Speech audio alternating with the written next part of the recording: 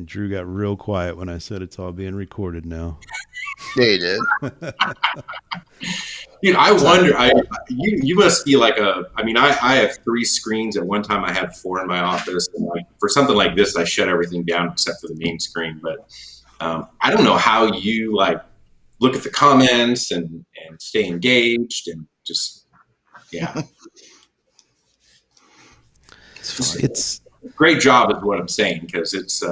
I know it's probably harder than it looks. The hardest part is trying to not let my loud ass keyboard come through the microphone. So always got to remember to hit mute on myself before I start typing something. Can you hear this? So you can hear that? Yeah. Oh yeah. Okay. Sounds like this. You know, it's funny you say that, because on most of my conference calls, I take notes by typing. And I've learned to just naturally do the same thing. There's a keyboard shortcut to mute my mic, and I mute it out, and then I type, and then I say something and go back and forth. So I didn't know it was that loud. Like, I don't think yours is that loud, but you could definitely hear it. Oh, well, if I use so I've got 2 mics in the office because we'll have company sessions in here, and people come in here, and this mic that we use for Dealer Refresh will only pick up is dynamic mic. It'll only pick up what's right in front of it. So if there's other people in the room, it won't pick them up. But the other one will. And if I type while the other one's on, oh man, you will not miss a keystroke in your ear. I was on a conference call, Zoom, whatever you want to call it, one time, and all of a sudden, my cleaners were at the house, and a toilet. I have a bathroom connected to my office, and the toilet flushes, and I have one of the website vendors text me and say, "Oh my gosh, is the GM like in the bathroom?" And so I got back on the mic like 30 seconds later, and I go, "Hey guys," I go, "no one was in the bathroom." I go, "Just so you know, I have an office, and it has a bathroom, and my cleaners were here, and they flushed the toilet, and it just happened to pick up the mic." And I was thinking to myself, like, "Oh my God, that's a sensitive mic, man." Yeah, no, you should have just said, "No, I'm taking this call from the toilet, folks. I just gave you a courtesy flush." Oh, that's awesome. All right. 10 seconds, guys. Flush your toilet. Here we go. You don't have a flush toilet sound? No, but I think we can kick it off with Joe Biden. I'm going to give you the whole load today. Nice. That sounds scary. Is that scary, or is there some truth to that? Drew's going to give us the whole load today. I'm going to do my best. Yeah, so we definitely pimped you out as this is going to be a no holds barred. Basically, whatever comes up, it's a free for all. So nice. Yeah, Alex is your pimp for sure. You couldn't have written a more provocative headline. Yeah, well. So what's going on in the world of Ament? Nothing much. Made it through the pandemic. I'm still alive. Helping car dealers sell and service cars. We did some trips this summer with the kids. Bought an RV, new RV, a second one. Oh yeah. So, yeah. Nice. Yeah. Did you keep the first one or get a huge trade in? No, actually, in Arizona, we don't have to pay sales tax on private party purchases. So I don't buy anything or trade it in a car dealer. Sorry, but everybody knows what to do. So, but dude, when you're spending, the amount of money you spend on an RV, that sales tax credit's a huge, huge incentive. So I spent 6 months looking for this RV. And if you don't know what it is, it's a Thor Outlaw. And if you've never seen those, it's a Class A toy hauler. So it's a Class A, but it has a garage. And we do dirt bike riding and jet skiing. I'm going to get a Razor here for the wife because she can't ride dirt bikes anymore. Dude, you sold me just on the model name of that thing. What's it called? It's called a Thor Outlaw. Wow. I'm gonna check Yeah. that out. Yeah. That's a badass product name right there. And it has it like the Outlaws plastered on it. It has like hard red graphics on it. The lights at night look like basically a monster coming down the street. It's kick ass. So, and I went from it was kind of funny. I went from a granny motorhome, with bunk beds and nice beige interior and everything else to this, which is, black with red highlights. And yeah, it's pretty cool. So, Dude, this thing's pretty badass. and I call every single one of my dealers. I mean, you don't even need a house if you have that thing. That's the plan, going. Yeah, seriously. Is driving that around and seeing the United States. So definitely so. Yeah, what have you guys been up to? Thinking about moving to Arizona now. I sold me on two things here. Business tax, the business tax isn't that bad either. I'll tell you that. So. Yeah, we're up here in Vermont. Come on, man. That's a different story. What would you do without Vermont, Alex? Pay a lot less taxes. Yeah. The only thing you guys have is like the actual 4 seasons. I would love 4 seasons. I mean, we have summer and spring, and that's it. The entire year is summer and spring. We really don't have that. Yeah. Let me tell you, I've been to Antarctica, and I've never been anywhere colder than Vermont. Really? First of all, I want to hear that story someday about going to Antarctica. That sounds like an awesome story. But I could only imagine. So. Yeah, those negative 20 days get you. Where, in Antarctica or Vermont? No, Vermont. Oh my gosh. Yeah. We had one winter where it lasted like 6 weeks. It was, ugh. Like the it's inside of our doors and our houses were freezing over. It was. Oh my gosh! Wow, Yeah. It's 120 days to get you in Arizona. Yeah. It's the extreme. One extreme to the other. Didn't you just have some of that? We did. Because the West Coast had so much of a heat wave, it basically affected Arizona even worse. And we've definitely experienced. It's weird. It's literally like we have playgrounds, and I have a playground right across the street from my house. And during the summer, no one's on the playground equipment. No one's outside. My brother came to visit me one year, and it was in July. And he's like, "Where is everybody?" And I'm like, "Dude, we're not going out when it's 100 degrees outside, 120." So Yeah, that was only thing you do is go to July and August in Virginia Beach, and man, selling cars, and we still, back when I was doing, we had to wear suits. And, yeah, super humid, and oof. Yeah, just run from AC unit to AC unit. We've done that. It's hard to keep a house at 75 though when it's 120 outside. I don't care how many ACs or how thermally protected your house is. Well, should we? Yeah, luckily here, if it gets too hot here, of course, during the summer months, we can wear our polos. But if it's over 90, we're actually allowed to wear shorts. Ooh. What? No, that's all. I've never seen that at car dealers.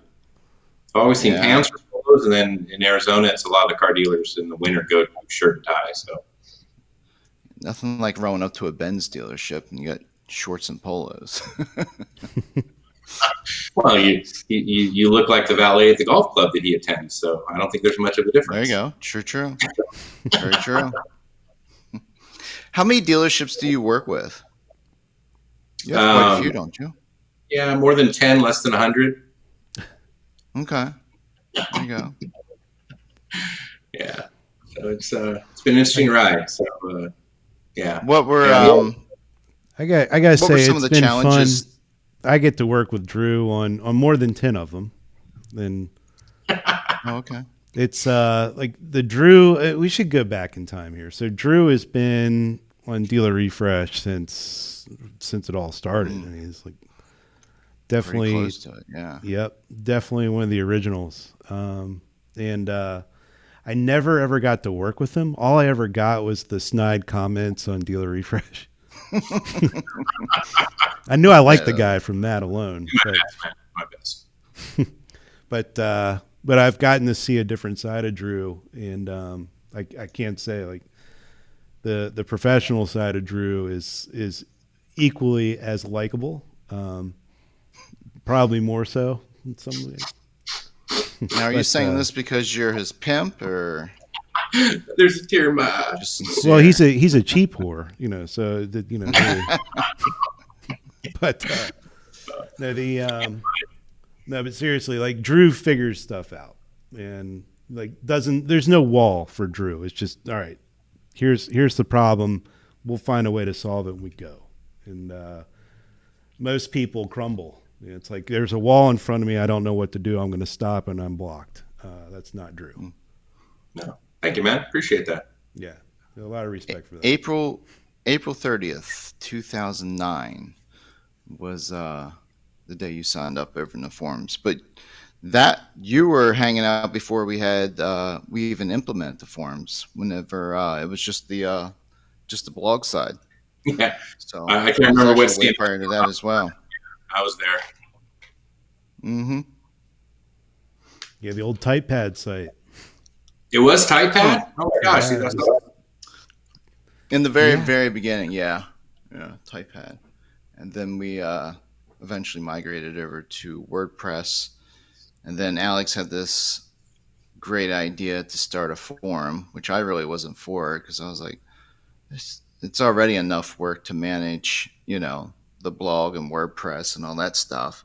So let's add a forum to the whole Let's moderate some project. shit. Yeah, let's add triple the workload.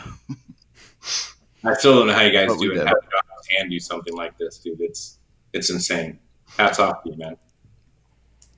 Well, it's you guys. Thank you. It's the community that keeps us going. It's Yeah. not a job. This is fun. But True. Car business is fun. That's why I'm still in it, man. This is it's 40. So I've been doing this 30. Oh my gosh, 38 years, oof. 37 years, somewhere around there. Yeah, that's all great. This is GM number 1. This is GM number 2. This is customer number 1. But yeah.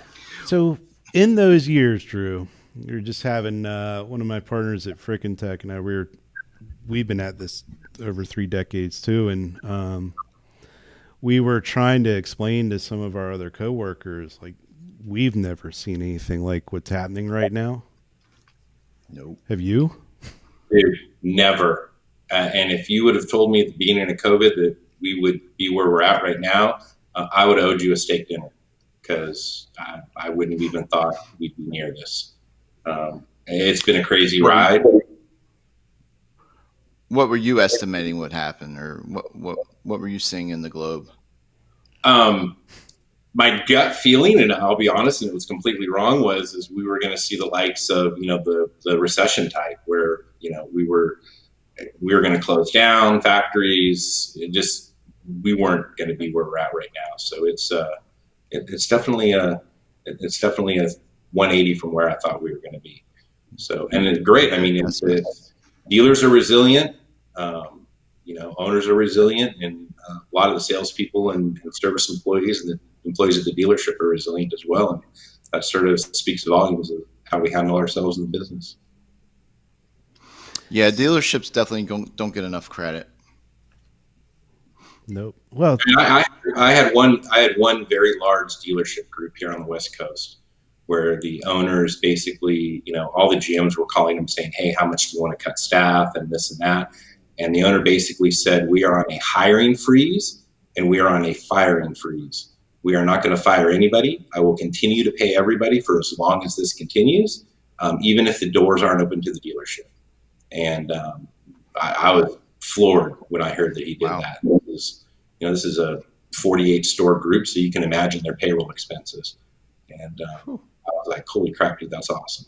And he didn't cut pay. He didn't hire anybody, obviously, but didn't cut pay, even if the doors were closed, and they were definitely closed for a few weeks, he continued to send everybody their paychecks. So hats off to him. And that's great.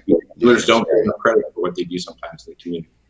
we'll take it a step further. We're, as an industry, the consumers tend to dislike us, and they tend to forget that the last 2 crisis the country's gone through, including 9/11 and the recession, the last recession, it was the car business that started to bring the economy back.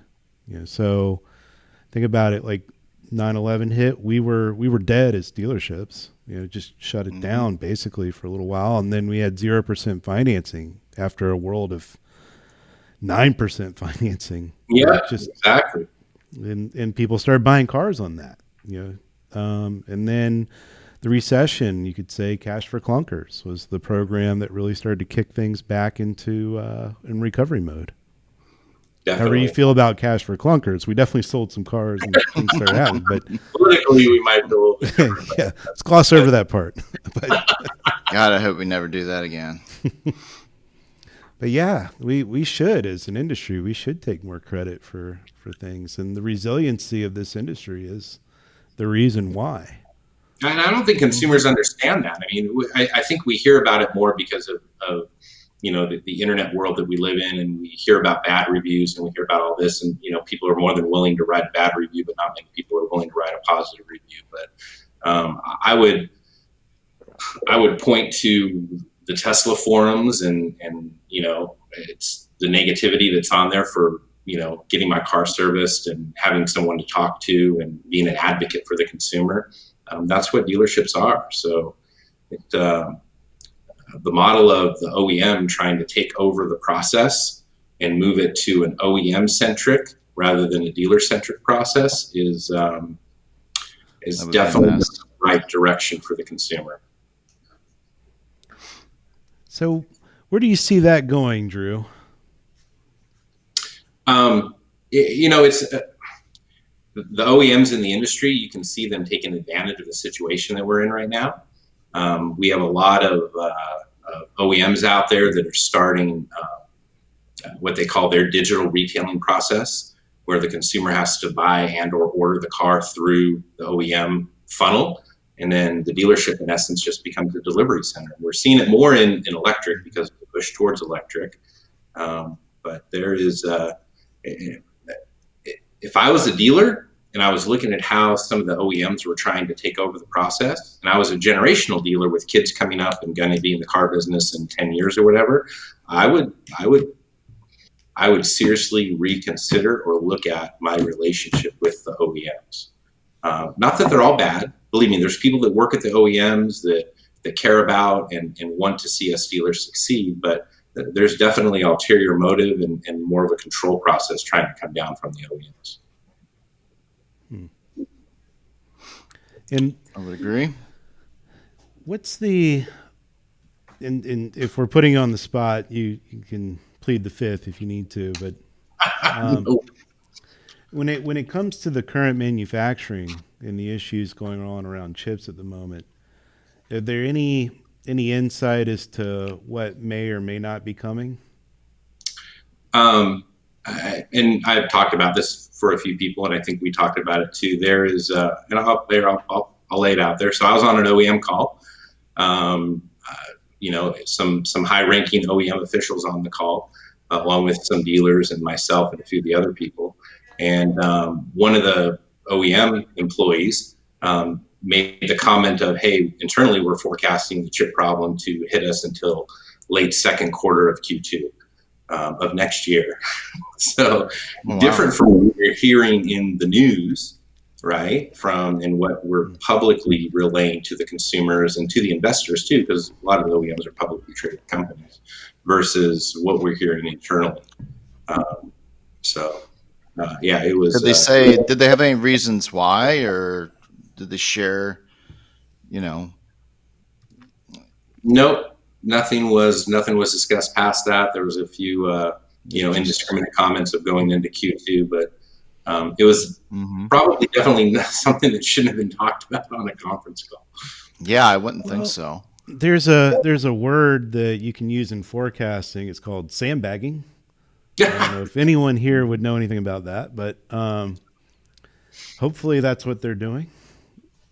But if honestly if they're doing that, then praise be, more power to them. But it'll be interesting to see how we end the December at. It's kind of, has anybody seen a recent SAR forecast? Well, I have I've been not. listening more to industry friends. One of ours in particular called me a few weeks ago and said that they've seen more price drops on used cars on a certain uh, third party classified site than they've seen in a long time. So there's a little indication that maybe the used car market was starting to dip a little bit. Maybe demand wasn't as high as it once was. And then yesterday, we got wind of an internal phone call that happened at Cox. I don't think there's anybody be put on the spot here, but Mannheim was claiming that this is just a blip on the radar, where there's a little bit of a dip in used car pricing right now, but they're saying it's going to go back up. So If the new car supply chain problem persists until second quarter, we are definitely going to see used car prices. This may be a blip. Dealers starting to panic. Maybe some of them are overstocked on inventory. They all know that they bought too high. I mean, I have a dealership right now that's reserving, $20,000 a month in write-down funds, with the goal of, hey, he's going to use those in case something drastic happens in the next, 4 or 5 months, and then he'll just sweep that in at the end of the year in additional profit if needed. But he's reserving $20,000 a month just for write-downs, just in case. So, yeah. It's not a bad idea. yeah, that's smart. Yeah, it's robbing Paul to pay Peter later on, but it's one way of just counting for it in your head and not falsifying your gains, just because of the market that we're in. Yeah, so we're getting some comments in here. Kevin Fry is saying that his data is showing they're on the plateau of demand. And there's that comment. So, yeah. So we'll see. Again, it's like if the OEMs are saying basically by mid 2022 that we'll have 21 now, we're in 21. Okay, just making sure. Yeah, so Q2 of next year that Yep. things will be back to normal on the manufacturing end. It'll take a little time for supply and demand to even itself back out in the consumer world. So And that's assuming too. I mean, we've all heard of the trucker shortage, and that's one of the reasons they can't get vehicles for because of truckers and the employee. I told my daughter, she's a senior in high school. I'm like, I'd rethink the college thing. I go, I went to go college. get your CDL, honey. Yeah, exactly. Go get your CDL and drive some cars. But any industry that's construction, truck drivers, anything that's a blue collar right now is kind of it's hard to find employees. It's hard for dealerships to find employees. I mean, we've been talking about a tech shortage for years now, and COVID hit, and now we're in a bigger problem with tech shortage. So, I mean, I know dealers that are paying $10,000 in bonuses for a tech to come and work for them. That's insane. $10,000. Yeah, I've seen that happen. I saw a few ads online for some techs down in the metro area, DC, Baltimore area, and they had $8,000 to $10,000 bonus. Yeah, definitely. I mean, they're giving Pretty convincing. They're giving bonuses out to go be a cashier at supermarkets right now too. So Yeah. Insane. If you need a job, they're out there. Just got to be willing to look for them. Yeah, and Kevin's got a good point here in that hard. he's right. It'll take years for the inventory to sort itself out again. And you still a great trivia question after the recession. So what was the least produced new vehicle of the 90s and 2010s? Least produced vehicle? Yep. Produced highly in the 90s and I have no idea. Yeah, of that 20-year period. Oh, it's car. As in like model or model year? manufacturer? Yeah. Sorry, model year. I have no idea. Going way back. My brain's old. Yeah. So I think it was 2008 across the board, and they were red ones. Because at the same time you had the recession, they cut back on production. Or 2009 in red ones. And then tsunamis started hitting in the areas where some of the supply chain was. So where they were making red paint got hit, where they were making hard drives got hit. And so yeah, red paint was hard to get. Red paint. And less tickets being handed out. Help the consumer. Yeah, put lipstick on that pig. So if we are looking at more uncertainty or longer, this uncertainty that we have currently in the marketplace, what are y'all's feeling on conference attendance later this year? I'm signed up to go. It's in Vegas. It's only a few hours. Digital dealer? Yeah, for Digital Dealer. If that's the one you're referring to. But I was just thinking of all of them. I am specifically interested in Digital Dealer, but any words on NADA this year? They started pumping it up. We're talking about it, or the vendors had to put their had to contract on it already. So wow, okay. Anyway, I'm set up to go. If it's anything like the past attendance at some of the events, it was from my understanding, what I heard was it was a vendor fest, and I like going to meet with vendors, just chatting, talking. I stay by the floor most of the time. There's a couple of sessions that I usually attend where I want to hear some industry information, but I don't know. I don't think dealers are going to be willing to invest the time, money, and effort, and the people being away from their dealership if we're in the situation that we're in now. Quite frankly, it's not hard to be a car dealer if you have people in process, right? If you're already selling cars, if you're already top of market, what can you do to improve yourself without spending thousands of dollars? Well, it's definitely not hard right now. That's for sure. Yeah. Well, on that note, and I'd be curious. I hope to see some comments in the on Facebook and LinkedIn and YouTube where we're streaming to right now, as to whether you're still planning to go to Digital Dealer or driving sales or the November Pash event. I think those are the three for. Is he doing his event in person? Yep. Wow. In Florida. That's the wine, right? No, okay, another one then. Okay. As of right now. Yeah, he already did the wine one. That was Napa Valley. That was last month, I think. And then there's the one in Florida in the fall.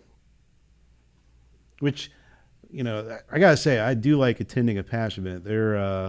He's always staying in the nice hotels, and the food and drink are pretty good.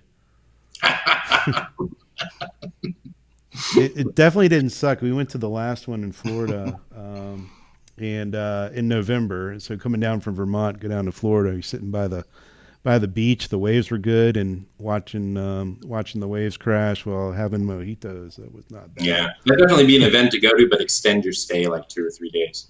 I don't know. I don't know if I want to go to a dealer event and be stuck in the conference room the whole day. It just doesn't seem like it. I don't care if it's at the West End or, beach resort. Conference room looks like a conference room no matter where you're at. True. True. Well, you were touching on people and processes. What type of changes did you see, or did you see any changes, or what were you helping some of the dealerships implement as all this crazy business was going down? Of course, everyone was talking about digital retailing. God only knows how many times we've said that phrase in the past several months. What's your take on that? And again, was there any type of process changes that you helped dealerships implement that you found to be successful? So, I work for some pretty successful dealers, and it was definitely when COVID hit and the close down happened, it was definitely a change in process of seeing how digital retailing was going to help us.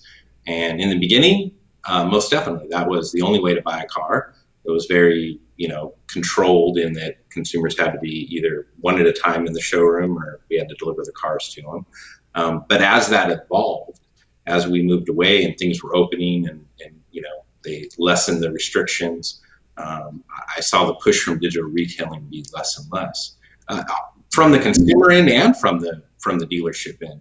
I think we've talked about this in the forum, obviously, relentlessly, but some of my dealers are hardcore. I mean, I have dealers that are in like tech capitals, right?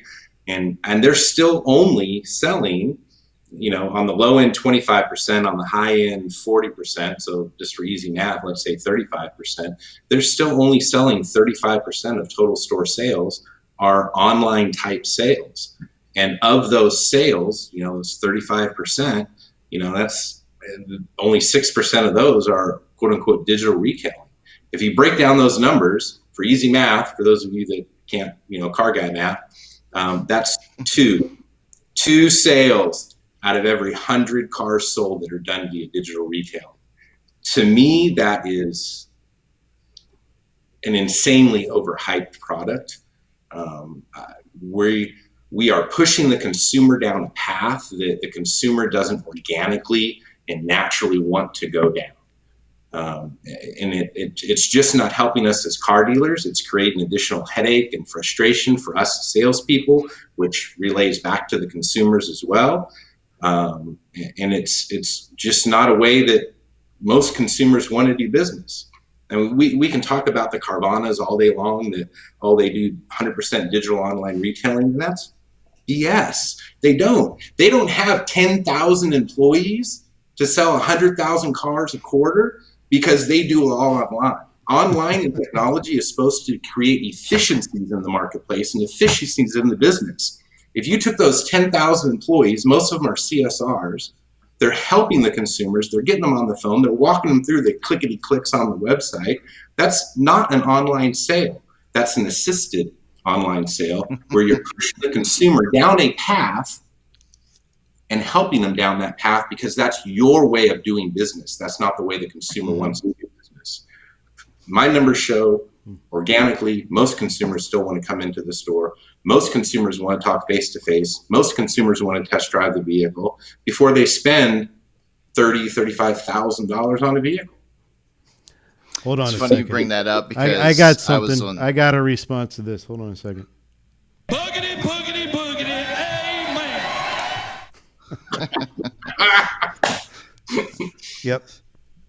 Go ahead, Jeff. I was on the phone yesterday with a gentleman named Chris. He's with a market research company. I think it's Needham, Needham. But anyways, we were on the phone for probably about 30, 40 minutes. And his main topic that he wanted to discuss was car gurus. And he's just now coming into the industry from a research standpoint. So he's really getting his feet wet. But he was I guess doing a lot of research on car gurus and he was bringing up their new offer. I think it is called Car Offer or something like that. Yeah, Car Offer. Which I guess is like their full online digital retailing solution that is embedded within the Car Guru's website. And we were going down a path of, discussing whether or not, I thought this was going to be successful. And of course, that parlayed over into just the exact same conversation around digital retailing. And, I to this day, I still see the exact same thing. The consumers, almost every dealership through the pandemic has been forced in one way or another to have some type of digital retail solution. Whether it's through the OEMs, whether you work for a group and they were looking for something, whether, I know, again, back to the OEMs, I know Ben started something with their certified pre-owned piece. And from what we see, every consumer that walks through, at least for us, because we're also talking about Carvana to go along with that. And, he was asking, are dealerships really worried about this? Do you think they're taking market share? It's like, maybe there's certain specific areas where maybe you see some of that, but everything that I've tracked through, just in the last year and through all the years been doing this, people still want to come in and touch the cars. They still want to test drive the car, especially if they're spending, some significant amount, and whether that's new or used. So all these companies plugging in some type of digital retailing solution and thinking that it's going to explode. I think dealerships quickly wisened up, and even when you've got something as important as a pandemic coming, and it still really hasn't changed the behavior of the consumer overall. It's like, well, what's it going to take? You mean people still want to buy cars from people? And Yeah, I guess so.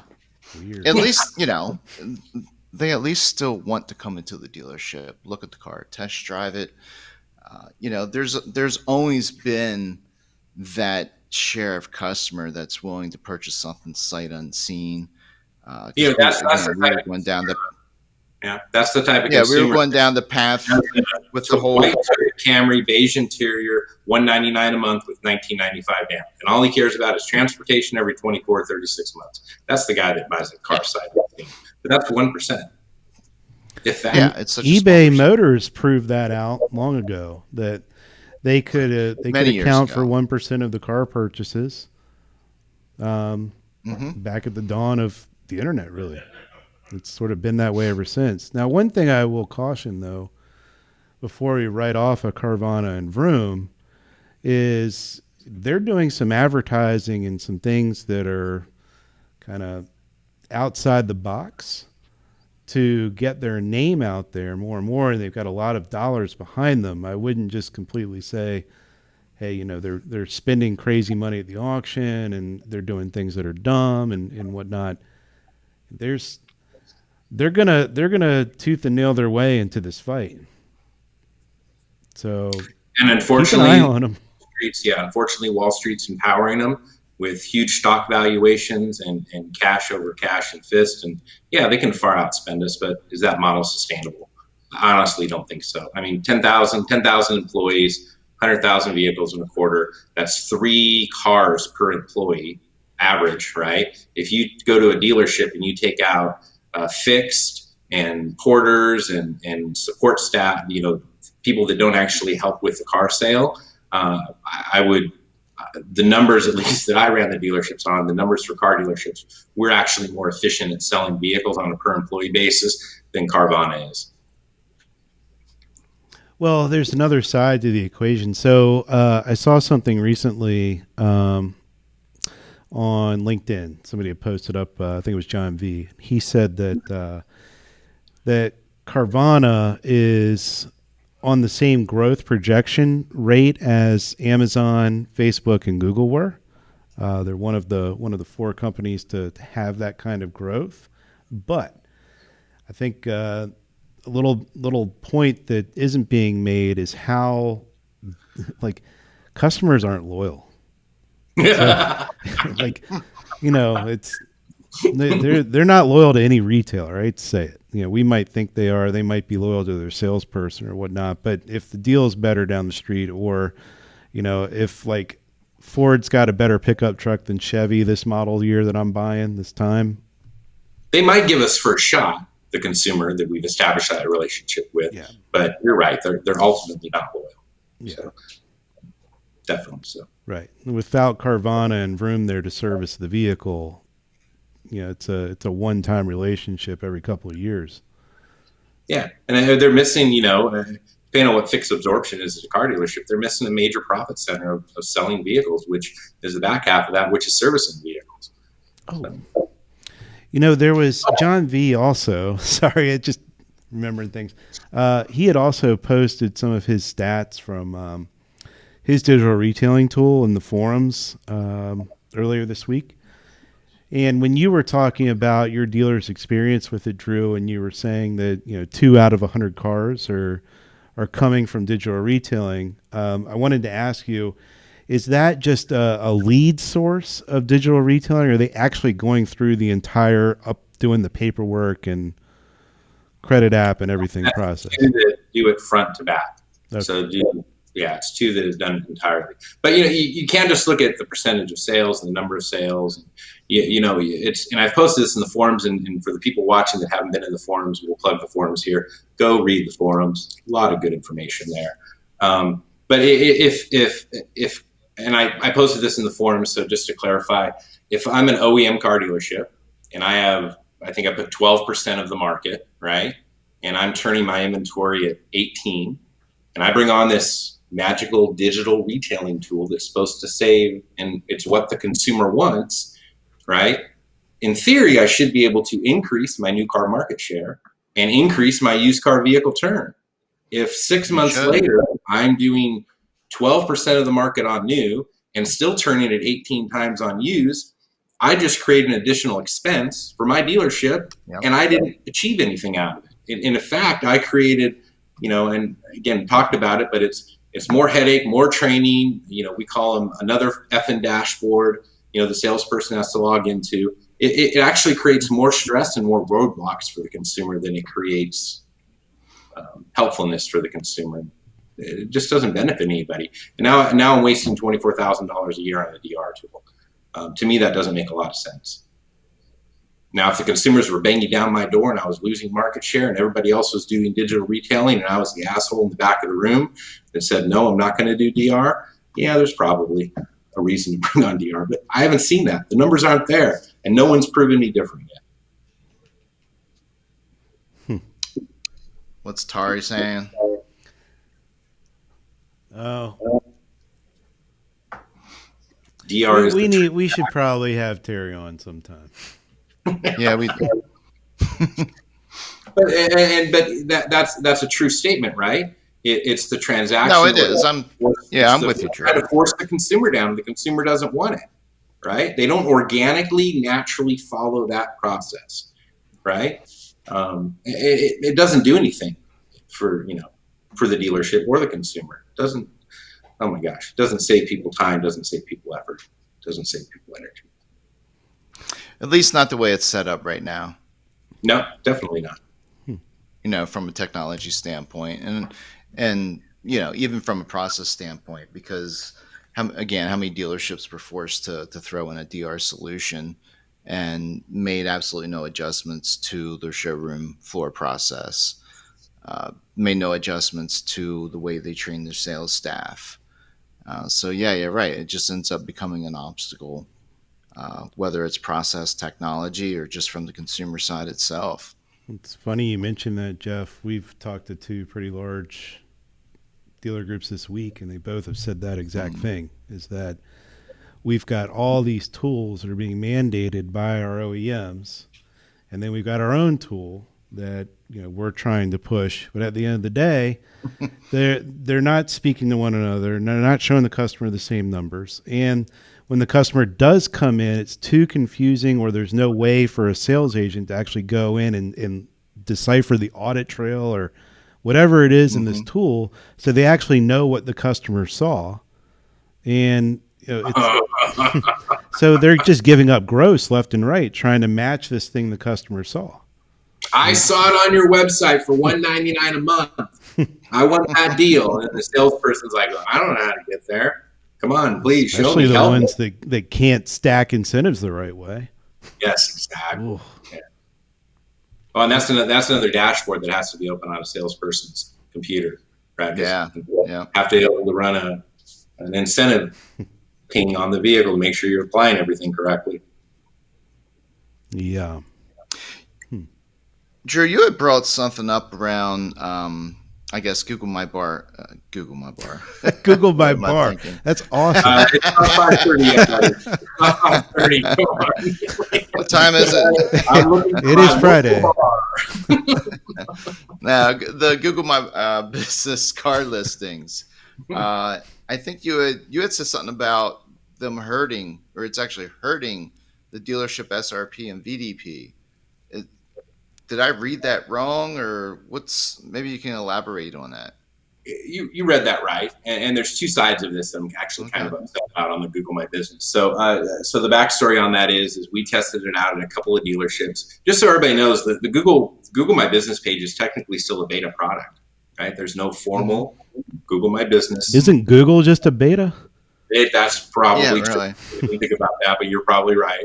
But Google My Business is still a beta product. There's limited support on it. They don't offer, your listing goes down, your hours change, you don't know why, you're having to constantly go in and update. Yeah, it's a hassle. But anyway, so Google My Business car listings came out, and I was like, oh my gosh, yeah, Google, they're doing something cool. And so I never get that excited about Google anymore. I don't trust them to keep anything going.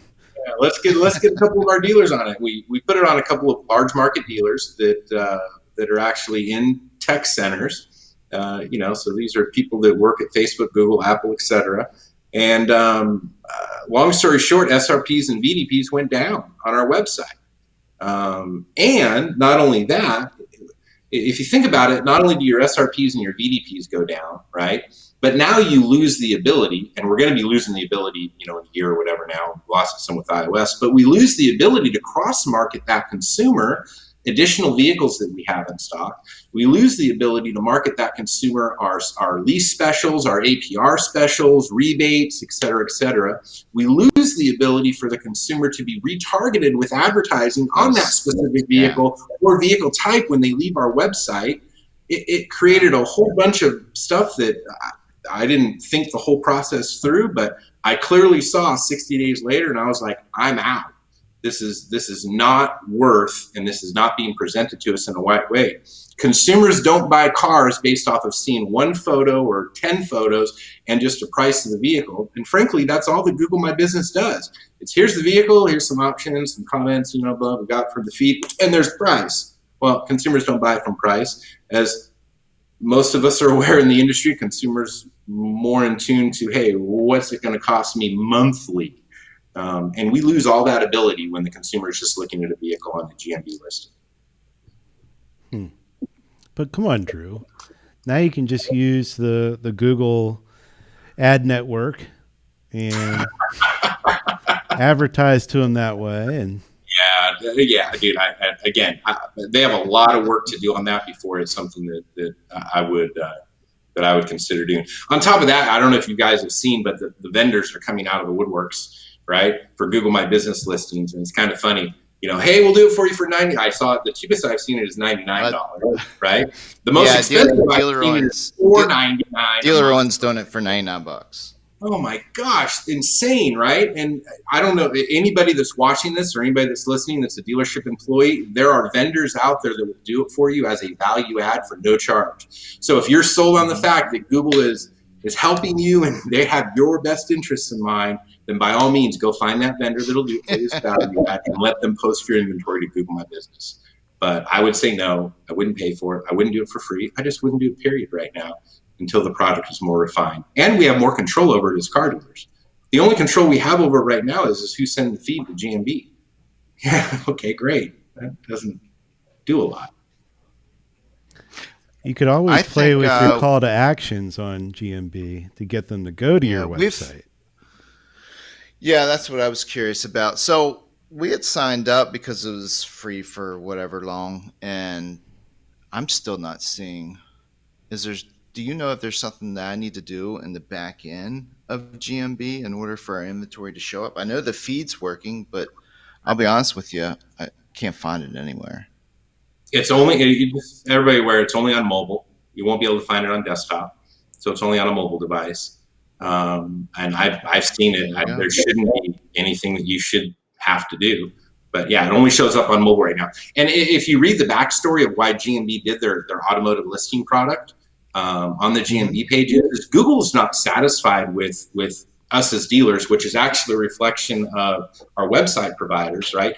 Google wasn't satisfied with our website providers and the mobile site and the experience that they were building for consumers. So Google was like, well, we're going to do better, and we're going to do it through GMB listings because that's how consumers are. Right. And what the funny part of that whole thing is too is check this out. When does your GMB listing actually pop up for a consumer? 90% of the time, your GMB listing pops up for what? Your brand, your dealership name brand, search on dealership Google, name. right? So you're taking consumers that are looking for your business, your dealership, and you're keeping them in the Google in sort of ecosystem instead of bringing them to your branding, your awareness, and your website. So yeah, horrible. Yeah, I'm with you. It's the first time we've had a conversation about Google My Bar, and George Nenny hasn't popped up.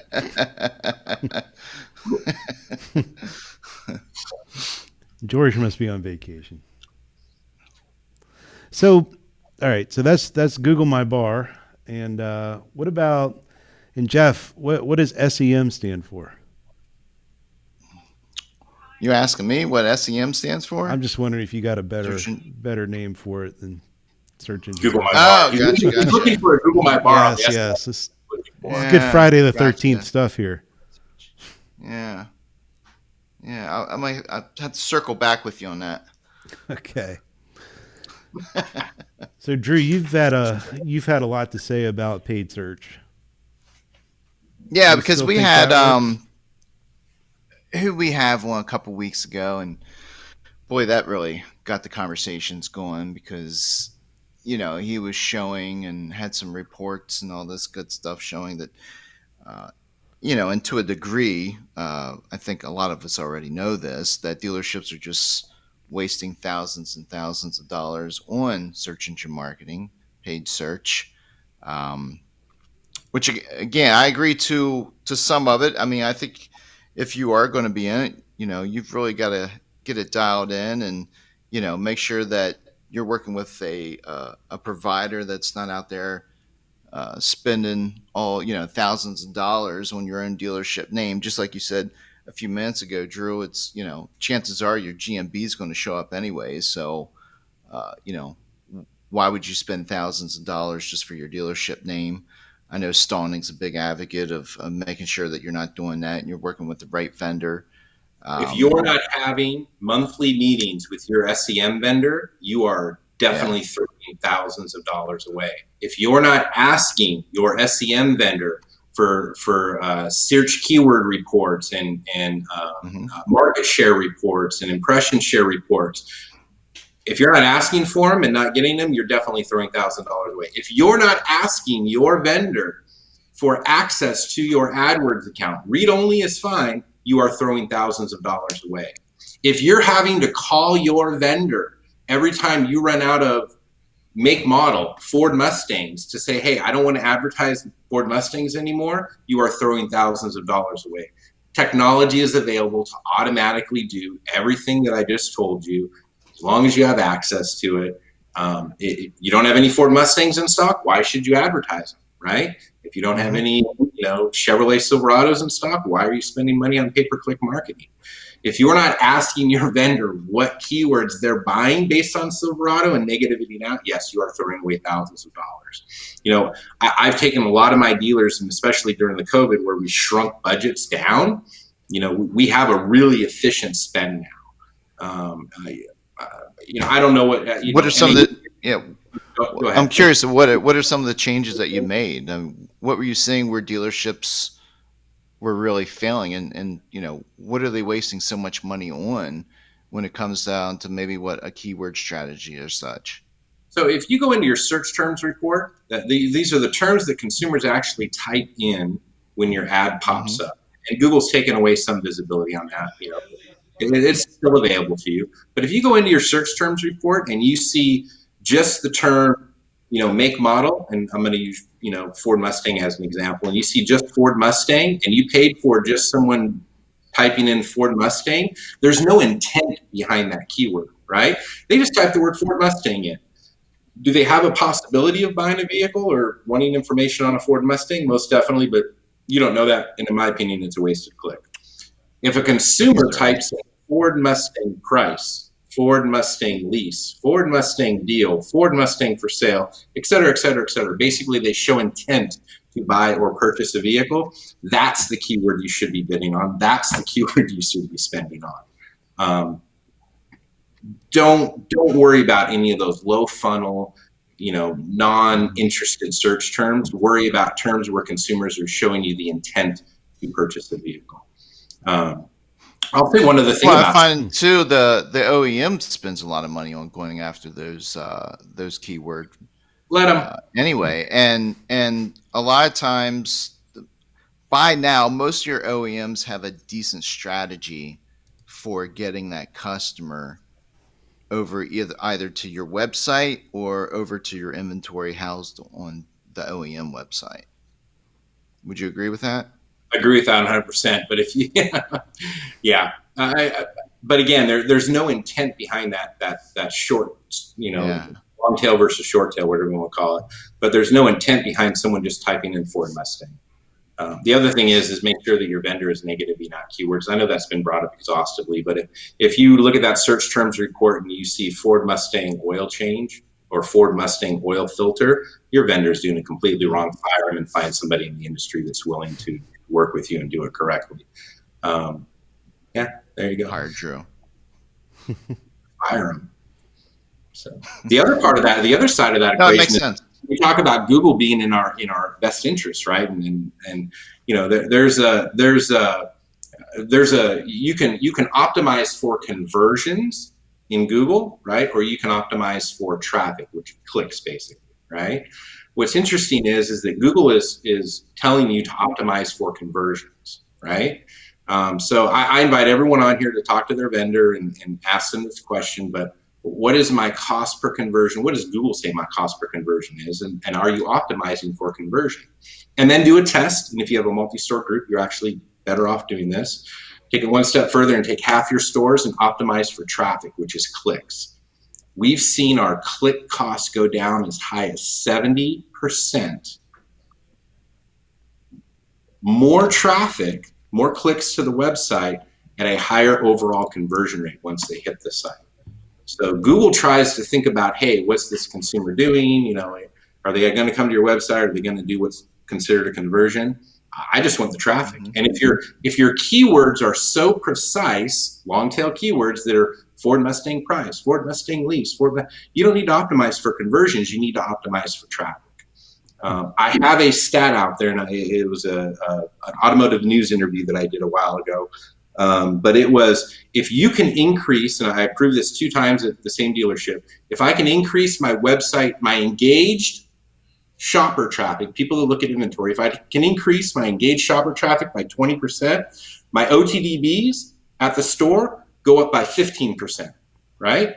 So yeah, increase website traffic 20%, but OTDBs at the store go up by 15%. Dude, that to me, that's valid.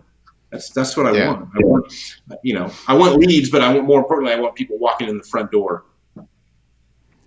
You might need to define OTB for the greater audience, Drew. Oh, no worries. OTDB is opportunity to do business. So it's a lead, it's a walk-in, it's a phone call, it's wherever you're talking to a customer one-on-one. Showroom traffic. Showroom traffic. Yep. Yeah, that's what I want. I said, dude, I want people in the front door test driving my vehicles. I sold cars myself, and if no one knows this, I sold cars for 8 years. I think I was okay at it. I didn't do bad. Obviously, I'm doing this now, and Autotrader.com hired me away. I used to work for Autotrader.com too, but they hired me away from the car dealership. But I was a 20 car a month guy. I was number one in the nation, top 10. I'm sorry, not number one, but top 10 sales consultant in the nation for Volkswagen. I didn't do that, even though I was the internet sales manager. I didn't do that selling cars online. I did that selling cars to people face to face. And when we talk about OG and old school is the new school, and it continues to be. Might have changed slightly different how we interact with the consumer, but in the end, it's a face-to-face relationship that's what matters. Yep. Do you think that will ever change? And are you using any technologies to maybe help increase those opportunities? We tried such as chat, text, video. You got any of your dealerships really utilizing video to any degree? We tried video and chat, and it failed. I don't know whether the consumers just didn't want us to see their hair in rollers and maybe unshaven. I don't know, but it was something that really didn't work out for us. And to be honest, I only tried it at 3 stores. Yeah, 3 stores. And again, one of them was a Bay Area dealer, so Tech Central, right? You would think, oh my gosh, these people are down. They're in Zoom meetings all day long. They want a video chat. They didn't. I never got it because I get on Zoom calls with my Best Buy representative and my my furniture representative and all the time. I'm always on video with them. So you might be. I can't wait till my next Zoom call with my car salesman. So anyway, just me. I'm weird. I like getting on video. We don't want to know on a about different question, Drew. Where do you see the rest of this year going? Gut feeling, and again, I was wrong last year, so we'll see how this pans out. Yeah, so we'll just take the opposite of what you say. Yeah, well, there you go. So my gut feeling is, if you want to be opposite, that's fine, but then you're going to owe me a steak dinner. My gut feeling is that we're going to continue to see OEM supply chain issues well into next year, just based off of what I heard and some of the research that I've done. I think used car prices, while there might be a slight correction, I think they're definitely going to continue to be higher than normal. And we'll do our best through the end of the year, but it's going to be interesting. It's kind of weird that we're down in average sales volume at the car dealerships, but we're up in profitability.